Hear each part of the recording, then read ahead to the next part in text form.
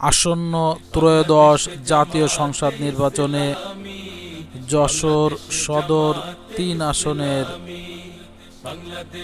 বাংলাদেশ জামায়াতে ইসলামী কর্তৃক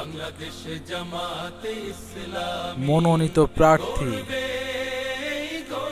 বিশিষ্ট সমাজসেবক, বিশিষ্ট শিল্পপতি এবং রাজপথের লড়াকু সৈনিক, মানুষের অধিকার আদায়ের মূর্ত প্রতীক, ইনসাফের ধারক ও বাহক, তাকওয়াবাদ মোহাম্মদ আব্দুল কাদের ভাই,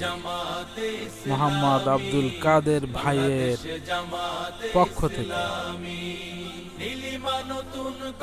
যশোরবাসীকে সালাম ও শুভেচ্ছা।